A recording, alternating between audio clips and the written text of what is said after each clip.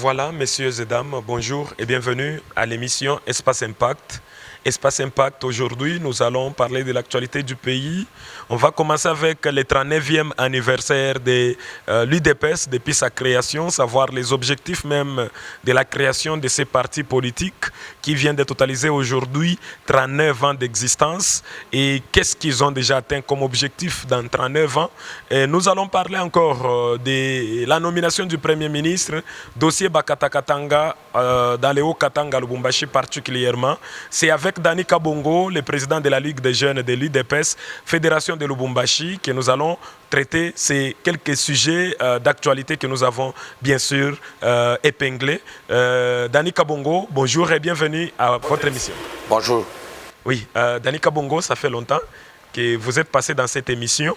Aujourd'hui, l'UDPS fête 39 ans d'indépendance, ou pas, d'existence plutôt, depuis sa création.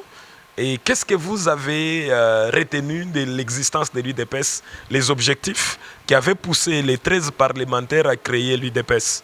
Et qu'est-ce que vous avez comme historique, parce que vous êtes quand même un ancien combattant de ces partis politiques? Oui, merci beaucoup. C'est avec plaisir que je viens encore participer avec vous dans cette émission. Aujourd'hui, 39e anniversaire de l'UDPS. C'est un succès total pour ces pays. Je sais que l'UDPS a été créé après la mauvaise gestion du Marshal Mobutu, qui ne voulait pas respecter les textes qui régissaient notre pays, qui n'a pas voulu respecter la manifeste de l'Ancélé, en instaurant une dictature à un niveau très élevé. C'est comme ça les 13 parlementaires se sont mis ensemble pour créer les partis qui devraient lutter contre la dictature instaurée par le Marshal Mobutu et promouvoir les valeurs citoyennes congolaises qui étaient bafouées par l'ex-président Marshal Mobutu. Et 39e année d'anniversaire aujourd'hui, c'est une fierté pour moi d'être d'abord enfant de l'UDPS, d'être compagnon fidèle d'Étienne Tshisekedi, d'avoir accompagné les grands frères dans la lutte, Félix Antoine Tshisekedi Tshilombo.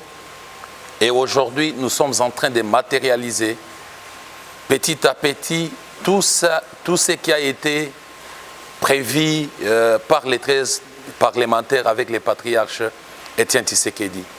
Vous êtes sans ignorer qu'il y a des années où tu viens au monde directement, tu es un père. L'UDPS a lutté pour qu'on quitte des monopartis, pour qu'on parle de multipartisme. C'est un succès, c'est un pas réussi. Et aujourd'hui, on ne pouvait pas, avant peut-être qu'on arrive au pouvoir, on ne pouvait pas réaliser tout ce qu'on avait comme projet parce que après le départ de Mobutu, c'était encore une autre dictature de Kabila en Kabila qui ne voulait pas laisser l'opinion publique s'exprimer comme il le fallait. Il ne voulait pas que les partis politiques puissent exercer comme il le fallait. Oui, mais aujourd'hui, maintenant, vous êtes au pouvoir. Hein? Au lieu de relater beaucoup d'histoires, vous êtes au pouvoir. Qu'est-ce que vous avez atteint comme objectif, si ce n'est que chanter Fachi Béton? Non, non. Vous savez, quand les gens parlent de Fachi Béton, ce n'est pas un simple slogan. Oui, puisque les gens qui chantent là, ils sont des chômeurs. Jusque-là, il y a que des gens de la diaspora qui n'ont jamais même lutté, qui se retrouvent dans les gouvernements, à la présidence, partout. Mais quand on voit les combattants, ils sont toujours les mêmes. Hein? Laissez-moi ils sont toujours les mêmes. On dirait qu'ils sont encore dans l'opposition. Laissez-moi éclairer quelque chose. Oui. L'UDPS n'a pas lutté pour donner du boulot seulement aux enfants de l'UDPS. L'UDPS a lutté, c'était pour l'intérêt national, pour que tout Congolais puisse se sentir chez eux et à l'aise. Je pense, quand vous parlez qu'il y a beaucoup de chômeurs, là vous faites allusion aux combattants qui sont au niveau du Parlement debout. Et l'UDPS... Pas seulement le Parlement debout, tous les combattants en général. Vous m'avez posé la question, j'arrive. Tous les combattants en général. Mais comment on pouvait y arriver à donner l'emploi, pas seulement aux combattants de l'UDPS, à tous les enfants du pays, au moment où les mêmes systèmes continuaient? C'est pourquoi Félix Tshisekedi a dit qu'il va déboulonner. C'est le déboulonnement qui va aujourd'hui nous amener au point où on va maintenant mettre notre projet de société qui est le peuple d'abord en marche. Les peuples d'abord ne pouvaient pas être en marche parce qu'on avait un gouvernement mélangé où il y avait tout le monde. C'est là qui luttait contre les mêmes gouvernements étant là-dedans. Et c'est là qui voulait voir les gouvernements produire ce que les peuples attendaient. Et ce n'était pas facile. Je pense qu'aujourd'hui, vous êtes sans ignorer que ce que le président de la République avait promis pour déboulonner, nous sommes en train de déboulonner. Nous ne sommes pas encore arrivés, mais nous sommes en train de déboulonner. C'est ce qui va nous amener maintenant à mettre en marche les peuples d'abord. Danika Bongo, les peuples d'abord, un slogan que l'UDPS aimait beaucoup depuis Tshisekedi le père. Aujourd'hui, vous êtes au pouvoir. Beaucoup ont déjà quand même des petites portions de pouvoir. Vous avez la GECAMIN, vous avez la SNCC, je prends le cas du Katanga où vous êtes. Est-ce que les combattants se sont retrouvés, que ce soit la GECAMIN ou la SNCC? Là, on se rend compte que peut-être c'est le ventre d'abord, c'est la famille d'abord, les intérêts personnels d'abord. Les combattants sont les mêmes. Ils sont là en train de chanter, on dirait qu'ils sont toujours dans l'opposition. 39 ans après, vous avez les grandes entreprises, les poumons de l'économie, la GECAMIN. Vous avez l'épine dorsale même de l'économie du pays, la SNCC. Maintenant, les combattants, est-ce qu'ils sont déjà engagés 2 ans après? Je ne voulais pas qu'on parle toujours en termes de combattants. Les combattants sont des Congolais comme tout le monde. Et parmi les combattants, il y a les travailleurs de la SNCC. Parmi les combattants qui travaillent à la SNCC, qui ne sont pas parmi des les combattants, il y a les travailleurs de la GECAMIN. Oui. L'IDPS n'est pas venu pour chasser tout le monde qui travaillait et donner du boulot aux enfants de l'IDPS. L'IDPS est venu pour améliorer les conditions dans lesquelles les travailleurs se retrouvaient et créer encore l'emploi pour que les Congolais se retrouvent. Et quand on va créer l'emploi pour que tous les Congolais se retrouvent, même les enfants de l'IDPS vont aussi se retrouver. Quand vous êtes en train de parler de la SNCC, aujourd'hui c'est une fierté d'avoir un enfant de l'IDPS DG de la SNCC. Vous êtes journaliste. Vous êtes journaliste, non? Il a oublié les partis. Il n'a jamais oublié les partis. Il travaille avec les partis tous les jours. Prends ton micro et va à la SNCC, pose la question. Aujourd'hui, il y a des rumeurs dans la ville qui parlent de Fabien Moutombe, mais au niveau de la SNCC, les enfants de l'IDPS et les enfants de la SNCC ne veulent pas entendre que Fabien peut quitter la SNCC pour aller ailleurs. Parce qu'il est en train de mettre petit à petit tout ce qu'il a appris au parti, et aujourd'hui, ça fait une fierté au niveau de la SNCC. Il n'y a pas encore l'impayement. Dans les 8 mois que Fabien Moutombe est à la tête de la SNCC, on a majoré même les salaires de tous les travailleurs. Des 100 000 francs à chacun. On a ajouté. Prends ton micro. C'est une fierté. Aujourd'hui, à la GECAMIN... Oui, je vais descendre là-bas. DG Fabien Moutombe, vous êtes en train de suivre. Ce que Danika Bongo est en train de dire, je pense qu'il est en train de vous flatter. Moi, je vais descendre pour vérifier si réellement les travailleurs sont bien payés. Parce que nous voyons au Camaramba, il y a des agents SNCC qui souffrent. Maintenant, ne dites pas des choses pour les flatter. Si réellement c'est vrai, dans cette émission, moi, je vais faire passer les œuvres de Fabien Moutombe et Kyungoku Mwanza, qui est aussi l'un des cofondateurs de l'IDPS. Ils sont là, la SNCC, pour voir ce qu'ils travaillent. Puisqu'on n'aime pas des slogans. L'IDPS, boza déjà na pouvoir. Ezate ke o Kabila boy na boy. Binonde boza na pouvoir. Et puis, SNCC, tous les SNCC, Bino, Kyungo, PCA, Fabien, il est DG. Makambu ya ke o ba bloqué. FCC azakunate. Il faut tout mon réalité. Tokondima, GECAMIN parce que PCA aza Yuma Mutoya FCC. Non, mais j'arrive. Mais SNCC Zaya Bino. Il ne faut pas, vous m'avez posé la question, oui. Mais il faut que j'arrive à donner. Je pense que la population nous observe et nous regarde. Oui. Depuis l'arrivée d'Antoine Gabriel Kyungoku Mwanza à la tête de la SNCC, comme PCA et oui. Fabien Moutombe comme DG, ça ne demande pas un débat, c'est question d'aller vérifier. C'est ce que j'ai dit, que je promets aux téléspectateurs qu'on fera toute une émission spéciale sur ça. Passez même visiter aujourd'hui les installations de la SNCC, vous allez voir que c'est une autre image. La SNCC est en train aujourd'hui de porter sa plus belle robe. Et aujourd'hui, je te dis, et j'affirme ce que je suis en train de dire, il y a des voitures aussi aujourd'hui de la SNCC qui font des jours Katanga Kasaï oriental. Nous allons voir tout ça. Quelque chose qu'on avait déjà oublié. La télé, la Gécamine,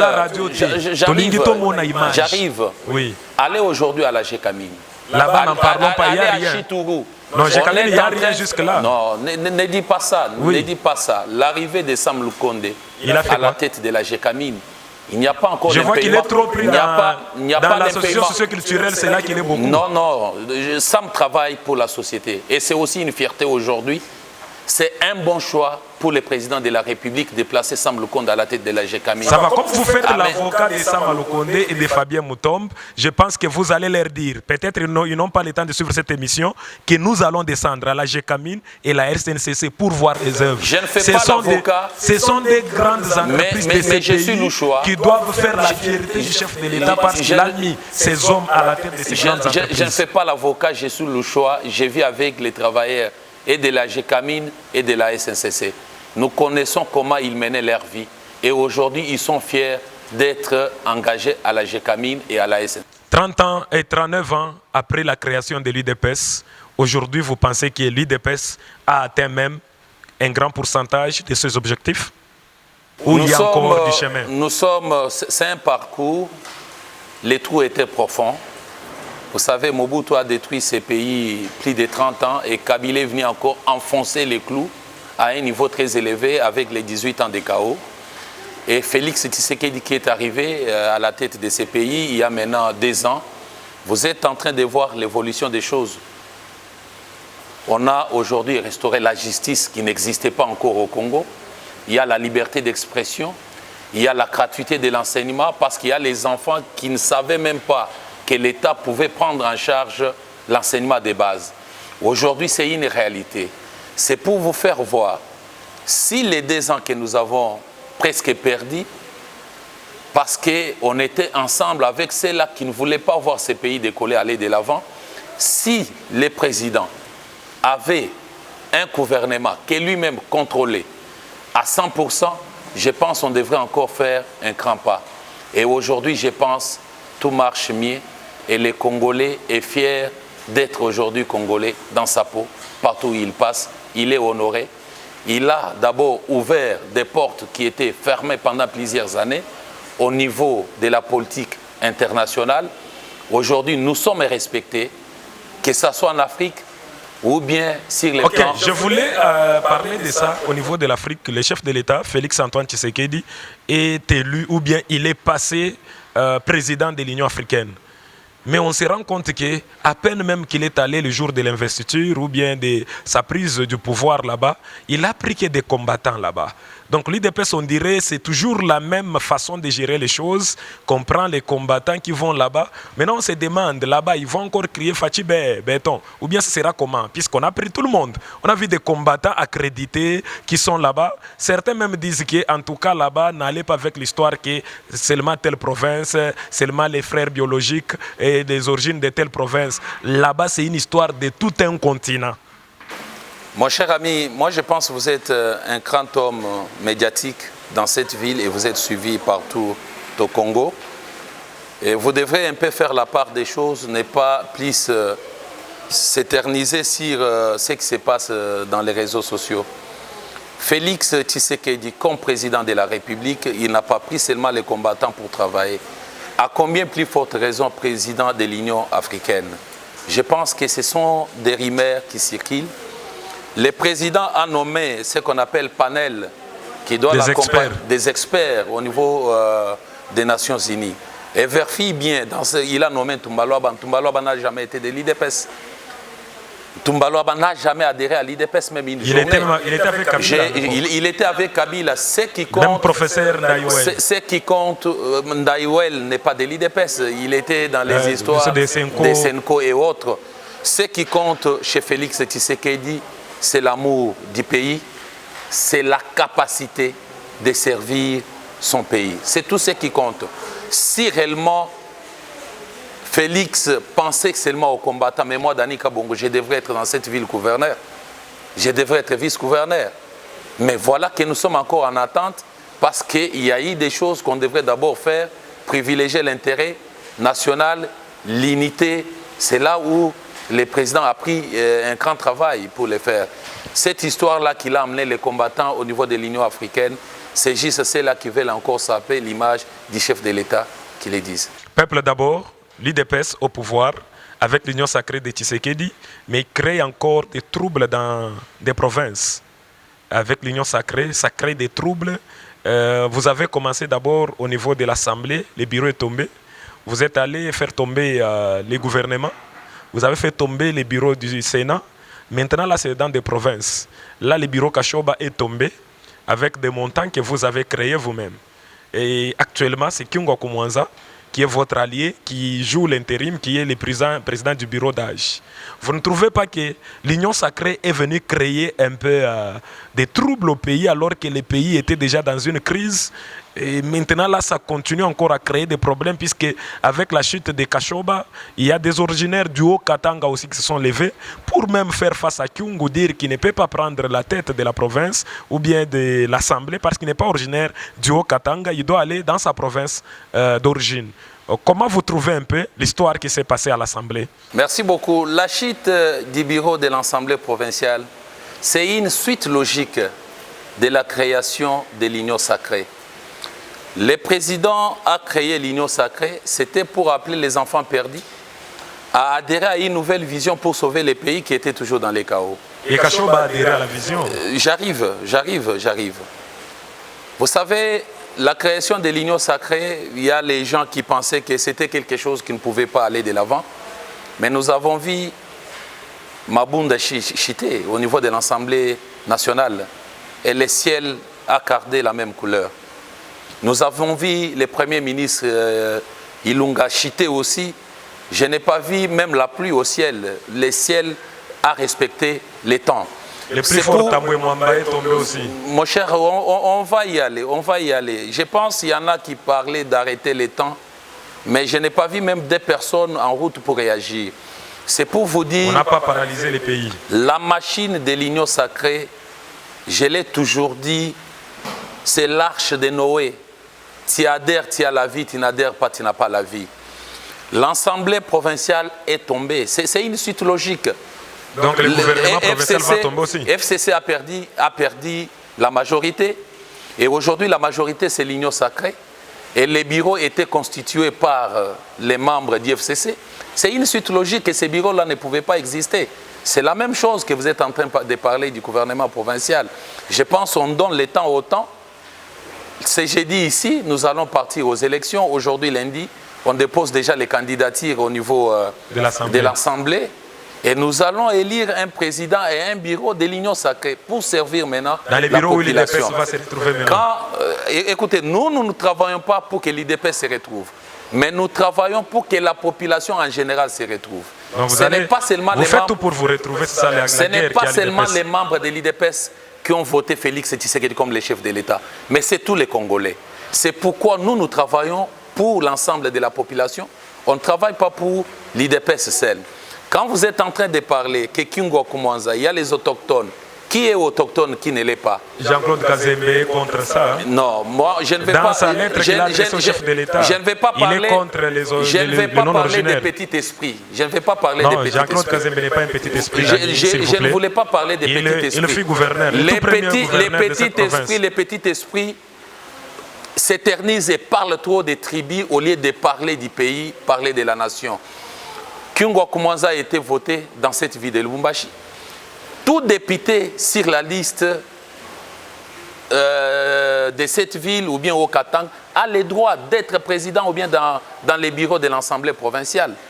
Et je voulais vous dire une chose.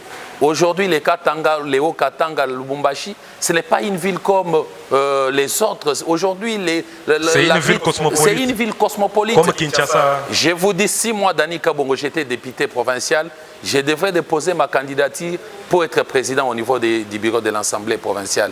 On ne peut pas empêcher quelqu'un... Honorable Thomas Lupata, Michel Kaboué et Belito peuvent aussi postuler. Mais tous trois ne sont pas originaires aussi. C'est leur droit. Même Kalamba Nindou. C'est leur droit s'ils ont des ambitions d'être à la présidence. Ce sont des députés. Mais pour le moment, moi je vous dis, je vais appuyer les candidats que l'Union sacrée va présenter dès ces jours. Donc si c'est Antoine Gabriel Kyungo Kumwanza, nous les enfants de l'IDPS, la jeunesse que je dirige, nous allons l'appuyer, vous allez me voir avec tous les groupes de jeunes pour l'appuyer afin qu'il passe comme président de l'Assemblée. Si c'est Thomas Lupata, vous allez l'appuyer. Mais il est enfant du parti, il est enfant maison. Michel, c'est l'homme le plus erré. Michel Kaboué, aujourd'hui c'est une fierté de parler de Michel Kaboué. J'ai besoin de lui dans cette émission, il me dévie toujours. Michel Kaboué honorable. Vous avez son numéro. Dans cette émission, j'ai besoin de vous. Non, je lui l'ai dit, j'ai beaucoup de questions à lui poser. Dans cette émission, je les cherche. Vous avez okay. son numéro. Il n'a jamais fui les médias. Ok, mais j'ai besoin de lui dans Espace Impact. On les cherche. Dani Kabongo, je vais terminer cette émission avec l'actualité. Bakata Katanga. On a accusé Dani Kabongo dans les réseaux sociaux. Il y a même une page du Katanga, donc des gens qui se disent Katangais, qui ont même publié Dani Kabongo, que c'est lui qui était à la base du massacre de Katangais l'année passée. Quand il y a eu des éléments de Gédéon Kyungu qui ont eu à marcher, on a tiré sur eux. On a dit que c'est Dani Kabongo qui avait occasionné cela. Mais il n'y a pas longtemps, c'est dimanche, il y a eu ce qu'il y a eu à Lubumbashi, il y a même des militaires qui sont morts, il y a eu même du côté Bakata Katanga, certains sont morts, même des enfants, des victimes. On dit une fille de 10 ans, un enfant militaire. D'abord, on sait comment on paye les militaires. Mais quand au nom du pays, quelqu'un perd même sa fille de 10 ans, ça fait mal, paix à son âme. Vous, en tant que quelqu'un de l'IDPS, un cadre de l'IDPS, comment vous traitez cette question? C'est dans la ville de Lubumbashi où vous vous dites président de la Ligue des jeunes de l'IDPS. Ça s'est passé, pas la nuit, mais à 6 h du matin, jusqu'à 8 h, ça tirait toujours et c'était les dimanches. Certaines églises n'ont pas pu même prier. À cause de ça, Félix Tshisekedi, commandant suprême de l'armée. Mais dans la ville de Lubumbashi, une ville cosmopolite, la deuxième ville du pays, il y a eu des troubles comme ça. Et ce n'était pas dans un village. On a attaqué les camps Kimbembe, on a attaqué Kibati, là où il y a presque la base, hein, là où il y a les armes de nos forces armées. Qu'est-ce que vous pouvez dire par rapport à ça? Merci beaucoup. Moi, je pense que nos mémoires ne doivent pas être vraiment courtes. L'affaire Bakata Katanga n'a pas commencé quand Félix Tshisekedi est au pouvoir. L'affaire Bakata Katanga, c'est la mauvaise gestion des 18 ans du pouvoir passé qui a produit cette histoire de Bakata Katanga. Vous êtes sans ignorer qu'un certain 8 mars 2013, oui, nous avons vécu dans cette ville ce qui était très fort. Côté de la Rouachi, un peu partout. Ils ont même réussi à élever leur drapeau au niveau de la poste. Ils sont partis là, Moïse était encore gouverneur, président de l'Assemblée. Je ne voulais pas qu'on puisse d'abord attribuer ça au pouvoir de Félix Tshisekedi. Pourquoi les Bakata Katanga? Qui est derrière les Bakata Katanga? Je pense qu'aujourd'hui c'est connu. En 2011, après avoir triché aux élections, les gens pensaient que Tshisekedi père devrait appeler la population à la rue et la rue devrait s'imposer et Tshisekedi devrait être président de la République. Il fallait créer une autre force dans les Noirs qui devrait secourir les pouvoirs passés pour faire face au pouvoir de Tshisekedi en 2011. Martyr qu'il était, animé d'une bonne foi, soucié de son peuple, il a demandé à toute la population d'être calme. Il a dit arrêtez-moi Kabila avec les vivants. Il avait fait une déclaration, mais il a demandé à la population d'être calme et rester à la maison. Les plans qui ont été préparés avaient échoué. Et qu'est-ce que le pouvoir ancien a fait de ces troupes-là des gens qu'il préparait dans la bourse? Ils sont restés sans manger, sans quoi que ce soit. Donc vous voulez dire que Bakata Katanga, c'est le pouvoir Kabila qui les préparait? Je l'ai dit très bien. Je l'ai dit très bien. Et j'assume. Pour s'attaquer même, puisqu'en 2013, c'est Kabila qui était président. Les Bakata Katanga, ce sont des Congolais comme nous. Oui. Ce sont des enfants de ces pays. Moi, je les appelle. Les choses ont changé. Qu'ils viennent aux tables de négociation. Nous avons un président aujourd'hui qui a l'amour pour ces pays. Qu'ils viennent, qu'ils retrouvent leur liberté et une vie normale comme tous les Congolais. Thierry Mukelekele, dans l'une de mes émissions, a dit que les consultations que le chef de l'État est en train de faire, il devrait aussi appeler Gédéon Kyungu comme étant aussi un enfant de ces pays. Il pouvait s'expliquer aussi pourquoi il a toujours créé des troubles.